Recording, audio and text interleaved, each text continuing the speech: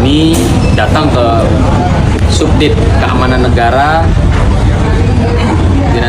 Dinas Krimum Polda Metro Jaya dalam rangka untuk mendampingi saksi terkait dengan laporan Dr. Samira, klien kami atau yang dikenal Doktif, dengan peristiwa ya penyerangan, perbuatan tidak menyenangkan dan intimidasi yang telah kami laporkan pada bulan Januari 2025 kemarin. Artinya hari ini kami membawa saksi berikut para alat-alat bukti seperti CCTV, ya, video yang sudah kami serahkan ke pihak penyidik ya, Polda Metro Jaya tentang apa yang dialami oleh pelapor, dalam hal ini Dr. Samira, dan juga apa yang dialami oleh saksi. Karena saksi ini adalah yang kita sudah lihat ya, sama-sama ini kan kasusnya viral karena videonya ditonton oleh mungkin jutaan masyarakat bisa menonton, bahwa memang ada di situ gerakan upaya untuk melakukan pemukulan ya, yang diduga itu adalah suami dari SS ya akan melakukan upaya penyerangan atau pemukulan terhadap klien kami, yang sangat saya sayangkan ya, seorang suami yang harusnya bisa meredam emosi daripada istrinya untuk tidak melakukan pelanggaran pidana. Namun demikian terlihat jelas tadi di alat bukti yang kami sudah sajikan ya, dia mau melakukan satu penyerangan gitu. Nah, ini yang kita sayangkan. Di situ juga kami sangat menyayangkan ada yang katanya ya dari bagian daripada gerombolan penyerangan terhadap klien kami juga katanya diduga ini adalah anggota aktif dari satu kesatuan, yang dimana dari pihak bapak-bapak kepolisian, Direktorat Kriminal Umum Polda Metro Jaya untuk segera memproses kasus ini ya, agar supaya para pelaku tidak melakukan lagi perbuatannya ketiga kali atau keempat kali ke depan. Ya, segera melakukan penetapan tersangka dan segera melakukan penahanan. Gitu. Ini kami mohonkan sebagai korban yang melaporkan resmi pada bulan Januari 2025 kemarin. Untuk pelaporan sendiri Bang, yang dapat ada apa sih, masih korban dari dokumen sendiri merasa apa gitu, makanya akhirnya melaporkan dia?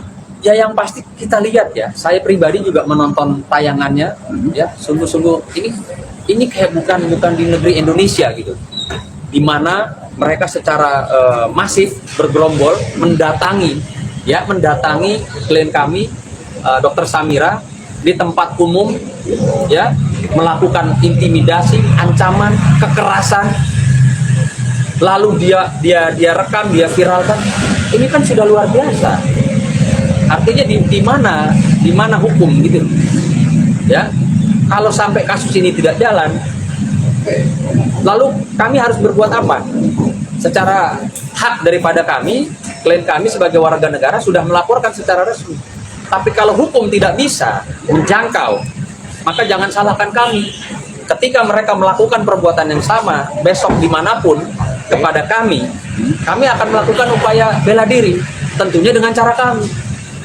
Gitu loh. Makanya hari ini saya pastikan dan saya masih yakini bahwa pihak penyidik Subdit Kamnek Krimum Polda Metro Jaya masih tegak lurus menangani perkara ini dan memproses secara hukum ya, untuk supaya segera bisa ditetapkan para pelaku ini sebagai tersangka.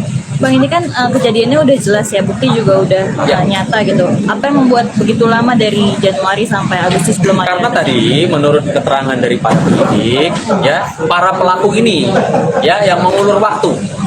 Seperti kayak Arif Afanda, mungkin kita lihat di sosial media galak nantangin semua orang, dia nggak takut hukum, nggak usah somasi, laporin saya. Tapi faktanya ternyata saya juga kaget. Tadi Pak Polisi bilang, Pak Penyidik bilang, dia waktu dipanggil aja banyak sekali alasan, bahkan minta diundur, bahkan kedua kalinya untuk dipanggil baru hadir. Jadi memang proses hukum ini ya, kenapa agak lama? Karena dari pihak para gerombolan terlapor itulah yang sengaja ya tidak taat atau mengulur waktu untuk dapat diperiksa mereka sebagai terlapor. Tapi dari Doktif sendiri ada kayak pengen cepat-cepat ada tersangka atau gimana sih Bang? Ya, yang pasti kita lapor tentunya kan harus ada tersangkanya, ya kan? Kenapa saya bilang saya yakin harus ada tersangkanya? Karena secara hukum, menurut kacamata kami, ya para penegak hukum, bisa dilihat dari potongan CCTV, rekaman CCTV maupun bukti-bukti yang sudah beredar viral. Artinya memang perbuatan itu ada. Perbuatan ancaman, kekerasan, intimidasi, pengeroyokan secara bersama itu ada. Mau ngelak gimana lagi coba? Iya kan? Artinya penyidik bekerja berdasarkan alat bukti dan keterangan saksi. Gitu. Tidak lebih dan tidak kurang daripada apa yang dialami oleh korban maupun para saksi yang mengalami langsung.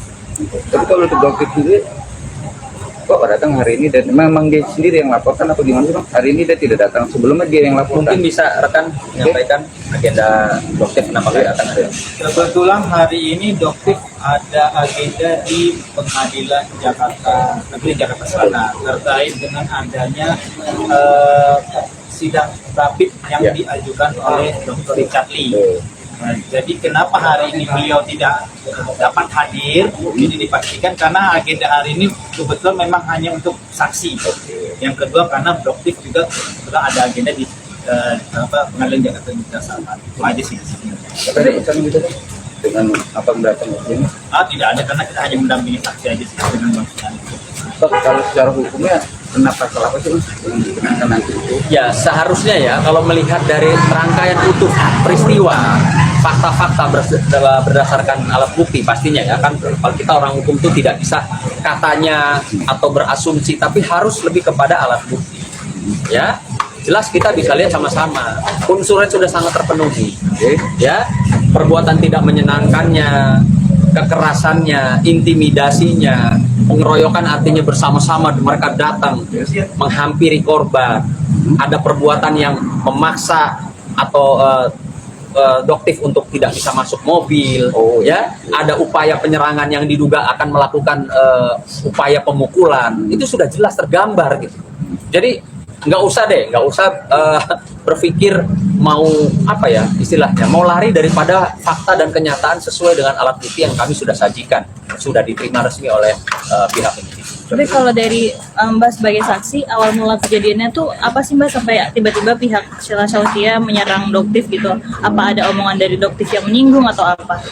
Sebenarnya sih waktu itu memang kita kan ada live unboxing itu ya. Sebenarnya sih kalau karena saya ada di sana dan juga ada di live tersebut, sebenarnya kita tuh edukasi aja. Kayak sebenarnya unboxingnya untuk SS produk itu kan ada dua ya. Yang satu itu ada yang berizin dari Bepom, satunya itu yang MC. Nah pada saat itu juga kita jelaskan kalau yang berizin dari Bepom itu aman, nggak apa-apa. Tapi yang hati-hati, yang polosan ini gitu. Nah pada saat itu saya diminta Doktif untuk jelasin, yang benar gimana sih? Nah makanya saya jelasin tentang regulasi itu seperti apa. Kalau untuk produk yang polosan ini sebaiknya hati-hati. Kenapa? Yang aman itu sudah yang harus ada nomor izin edar Bepom, ada penandaan, ada nama produk, ada komposisi, cara pakai, ingredient, nomor expired dan segala macamnya. Jadi sebenarnya itu aja. Nah kemudian setelah kami selesai live, terus sudah siap-siap mau pulang, baru mereka datang dengan teriakan-teriakan yang saya juga shock ya, karena emang saya pribadi sih nggak pernah dengar seperti itu, dan juga nggak pernah seumur-umur juga ditunjuk-tunjuk seperti itu. Jadi ya itu pengalaman. Tapi semuanya menyerang ke Doktif atau ke Mbak juga kan Mbak yang menjelaskan ya? Ya jadi arahnya memang waktu itu targetnya Doktif ya. Kalau saya sih ya seperti tadi dijelaskan Pak Sunan, ditahan, saya nggak bisa keluar, juga ditunjuk-tunjuk, dibetak-betak juga. Terus juga pada saat di luar saya bersama Doktif, asisten dan juga driver, saya menyaksikan semuanya gitu. Upaya untuk melakukan kekerasan saya menyaksikan semuanya. Jadi sih harapan saya sih prosesnya cepat ya, karena kita udah serahkan semuanya juga. Ya harapan saya sih ya kebenaran terungkap lah semuanya nanti. Jadi Mbak itu menyaksikan orang yang diduga suaminya SS ini mau melakukan perbuatan? Iya, saya menyaksikan langsung karena saya masih di luar.